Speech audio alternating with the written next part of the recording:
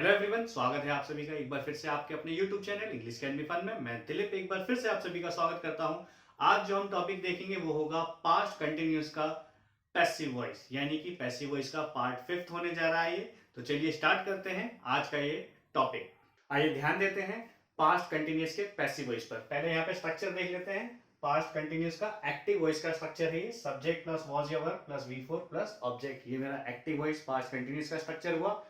Passive voice में past continuous का structure इस तरीके से होगा। सब्जेक्ट प्लस वॉज या verb plus being plus V3 plus bye plus object. मैंने आपको पहले भी बताया, जब भी आपको V4 को ब्रेक करना होता है पैसिव वॉइस बनाने के लिए, तो आपको हमेशा बीइंग प्लस V3 लगाना होता है। ओके, अब एक एग्जांपल देख लेते हैं इसका। She was telling me a story. यहां पर मैंने इस एग्जाम्पल को दो तरीके से लिखा हुआ है आप लोगों के लिए, ताकि चीजें ज्यादा से ज्यादा क्लियर कर सकूं। यहां लिखा है a story was being told by her to me. यहां पर देख सकते हैं ए स्टोरी, जैसा कि मैं हर बार कहता हूं कि ऑब्जेक्ट को ही सब्जेक्ट बना देते हैं, तो a story was being told by her to me, पहला एग्जाम्पल। दूसरा, I was being told a story by her, ये इसका दूसरा पैसिव वॉइस बनाया मैंने। तो इन दोनों में सही और गलत अभी हमें ये पता करना है कौन सा जो मैंने ये पैसिव वॉइस बनाए हुए हैं, कौन सा पैसिव वॉइस दोनों में से सही है। तो पता कैसे चलेगा?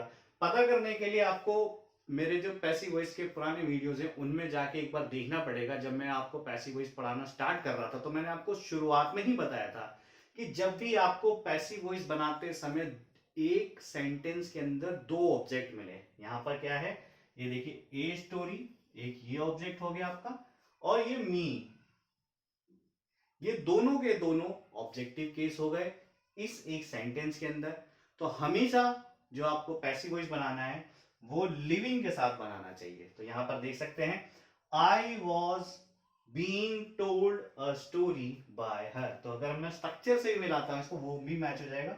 आई आ गया, वॉज आ गया, बीइंग आ गया, टोल्ड आ गया, ए स्टोरी, फिर बाय आ गया, हर आ गया। अगर इससे मैच करते हैं, ए स्टोरी वॉज, यहां तक ठीक चल रहा है, ए स्टोरी वॉज, बीइंग आ गया, V3 आ गया, बाय हर आ गया, लेकिन ये टू मी इस स्ट्रक्चर में कहीं नहीं मिलेगा आपको। तो ये जो मेरा पैसिव वॉइस बनाया है मैंने इस एक्टिव वॉइस का, ये गलत हो जाएगा और ये सही हो जाएगा। ओके, इस तरीके से आप लोगों को चीजें ज्यादा से ज्यादा क्लियर हो पाएंगी कि जब भी एक सेंटेंस के अंदर दो ऑब्जेक्टिव केस आ जाए तो पैसिव वॉइस बनाते समय आप एक्टिव वॉइस किस तरीके से बनाएंगे। ओके, बढ़ते हैं आगे।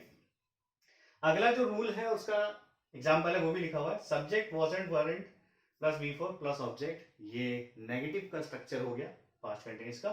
Passive voice subject wasn't weren't plus being plus V3 plus by और ऑब्जेक्ट। एग्जांपल देखते हैं। They were not removing the board, वे लोग बोर्ड नहीं हटा रहे थे। पैसिव वॉइस बनाते समय क्या करेंगे, द बोर्ड को ही सब्जेक्ट बना दीजिए, द बोर्ड, क्योंकि यहाँ पे वर लगा हुआ। यहाँ पर देखिए कंफ्यूजन क्या होती है बच्चों को कि यहाँ पे वर लगा, यहाँ वॉज कैसे लग जाएगा।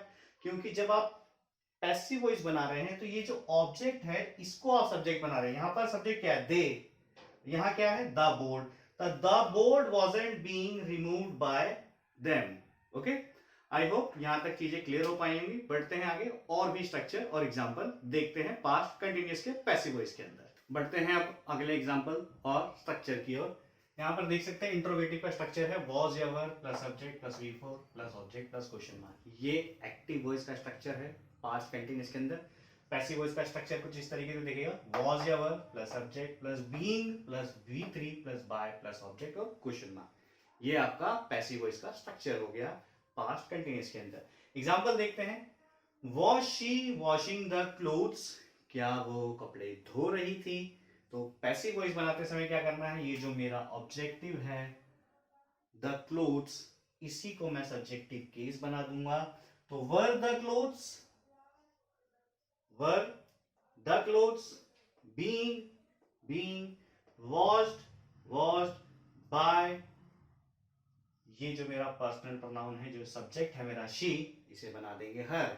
अगर आप लोगों को इसके बारे में जानकारी नहीं है तो आप मेरी पुरानी वीडियो से इसे भी देख सकते हैं कि कैसे कैसे हम पर्सनल प्रोनाउन को चेंज करते हैं। ओके, तो यहाँ पर देख सकते हैं आप, ये मैंने इसका पैसिव वॉइस बनाया, वर the clothes being washed bye her, ये इसका पैसिव वॉइस बन गया। आगे इंट्रोनेगेटिव है हमारे पास, wasn't, weren't, subject, V4, object और क्वेश्चन मार्क। ये स्ट्रक्चर हो गया एक्टिव वॉइस का पास्ट कंटिन्यूअस में। पैसिव वॉइस का स्ट्रक्चर देखते हैं, wasn't, weren't, plus subject, being plus V3 by object और क्वेश्चन मार्क। ये इंट्रोनेगेटिव का स्ट्रक्चर हो गया पैसिव वॉइस में। सेंटेंस देख लेते हैं एग्जांपल की मदद से। weren't we speaking English in the class? क्या हम क्लास में इंग्लिश नहीं बोल रहे थे? तो जब आप पैसिव वॉइस बनाएंगे क्या करेंगे, द इंग्लिश को ही हम wasn't the English being, इसी के ऊपर काम हो रहा है, बोलने का काम हो रहा था, क्या बोल रहे थे, इंग्लिश, तो इसी ऑब्जेक्ट को हम सब्जेक्ट बनाएंगे। wasn't the English being spoken by us in the class? Okay, यहाँ पर देख रहे हैं जो मेरा ऑब्जेक्ट है इंग्लिश, उसे ही मैंने सब्जेक्ट बनाया, इसीलिए यहाँ पे weren't की जगह wasn't आ गया। ओके, उसके बाद क्या आता है आपका, यहाँ स्ट्रक्चर देख सकते हैं, wasn't आ गया ये, फिर सब्जेक्ट आ गया इंग्लिश, फिर बीइंग आ गया, यहाँ देख सकते हैं वर्ब का थर्ड फॉर्म आ गया स्पोकन, फिर बाय लगा दिया, किसके द्वारा, अस, वी का पर्सनल प्रोनाउन अस में चेंज हो जाएगा, क्या बचा, इन द क्लास लगा दिया। ओके, आई होप यहाँ तक क्लियर हो गई होंगी चीजें। अब बढ़ते हैं पैसिव वॉइस में पास्ट कंटिन्यूअस के डायरेक्ट पैसिव की ओर। तो चलिए अब ध्यान देते हैं पास्ट कंटिन्यूअस में डायरेक्ट पैसिव की ओर। पहले स्ट्रक्चर देखते हैं डायरेक्ट पैसिव का, सब्जेक्ट प्लस वाज या verb plus being plus V3 plus object. Direct passive में हम बाय का इस्तेमाल नहीं करते हैं, ये मैं आपको पहले से ही बताता चला आ रहा हूँ। एग्जाम्पल देखते हैं, बाजार में टी शर्ट महंगी बिक रही थी, यानी कि जो बिक रही थी वो टी शर्ट, उसे बेच कौन रहा था ये यहाँ पर मेंशन नहीं है।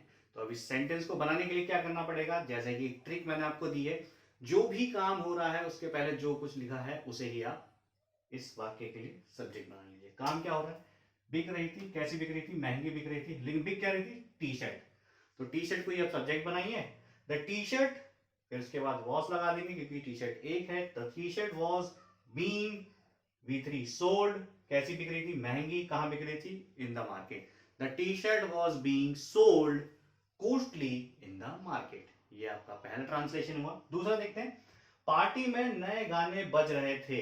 ओके, काम क्या हो रहा था, बजने का, क्या बज रहे थे, नए गाने, तो इसी को हम सब्जेक्ट बना देंगे। न्यू सॉन्ग्स, क्योंकि एक से ज्यादा हो गए गाने तो हम वर लगा दें, new songs were being played, verb का थर्ड फॉर्म लगा दिया, कहां, अदर वर्ड में या ऑब्जेक्ट में, in the party, new songs were being played in the party. Okay, आगे बढ़ते हैं, मेरी किताब कहाँ छिपा रहे थे। अक्सर आप कभी कभी किसी के साथ प्रैंक करते हैं, कोई आपको पकड़ लेता है तो कहता है कि मेरी किताब कहाँ छिपा रहे थे आप। ओके, तो इस तरह की सेंटेंस भी डायरेक्ट पैसिव के अंदर ही आते हैं। देखते हैं, वेयर लगा दिया, सबसे पहले WH वर्ड ले लेना है, कहाँ का वेयर ले लिया हमने, हेल्पिंग वर्ब में, क्योंकि बुक मेरा सब्जेक्ट है तो वॉज ले लेंगे, where was my book, verb का थर्ड फॉर्म लगाने से पहले बीइंग लगा देना है, being, where was my book being hidden, मेरी किताब कहाँ छुपा रहे थे। ओके, इस तरीके से आपका ये डायरेक्ट पैसिव का एग्जांपल बन जाएगा। आई होप जिस तरीके से आज मैंने आपको पास्ट कंटिन्यूअस में पैसिव वॉइस पढ़ाने की कोशिश की है आपको समझ में आया होगा। अगर आपको मेरा ये वीडियो पसंद आया तो इस वीडियो को लाइक करें, शेयर करें और प्लीज चैनल को जरूर सब्सक्राइब करें। मेरी एक रिक्वेस्ट थी आप लोगों से, आप लोग मेरे चैनल पे वीडियोस देखते हैं तो प्लीज उसको शेयर भी करते हैं ताकि ये ज़्यादा से ज़्यादा लोगों तक पहुँच सके और लोगों को अच्छे से प्रॉपर वे में इंग्लिश जो नहीं सीख पा रहे उनकी मदद हो सके। ओके, मिलते हैं फिर अगले वीडियो में, तब तक के लिए धन्यवाद।